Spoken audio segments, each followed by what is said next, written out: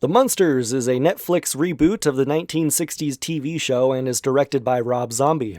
It stars Sherry Moon Zombie as Lily, Jeff Daniel Phillips as Herman, and Daniel Roebuck as the Count.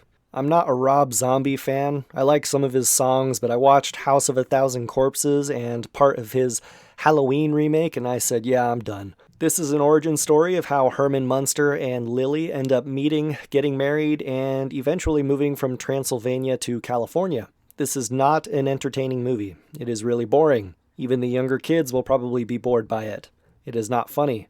It looks really cheap. The best way I can describe the aesthetic is that it looks like an episode of Beakman's World. Anybody get that reference? No? Or it looks like a college humor YouTube video from 2012. Man, I'm just killing it with these dated references here. There's a lot of overacting in the movie, far more than there was in the original series. This feels more like a caricature of the Munsters rather than a faithful adaptation. I'm not a huge Munsters fan either, but I saw a few episodes as a kid and I rewatched some clips on YouTube to refresh my memory, and I chuckled more in those old black and white clips than I did in this movie. Sherry Moon Zombie is miscast as Lily. I mean, Sherry Moon Zombie is a pretty lady, but for her to take on a role popularized by Yvonne De Carlo, I mean, it's Yvonne De Carlo. Yvonne De Carlo also played the role pretty straight on the TV series, but Sherry Moon Zombie... Do I have to keep saying Sherry Moon Zombie, or can I just say Sherry or Miss Zombie? Whatever.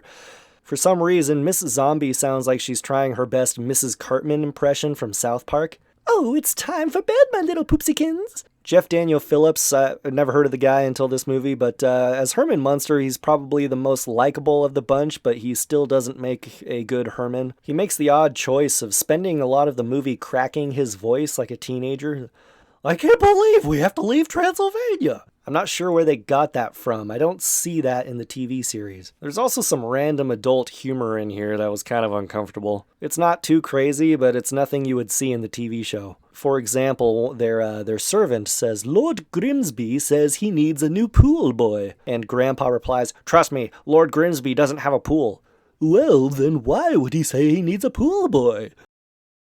And it's supposed to like wink wink at the audience. Then Grandpa gives him a drink and he says, bottoms up. Funny, that's what Lord Grimsby said.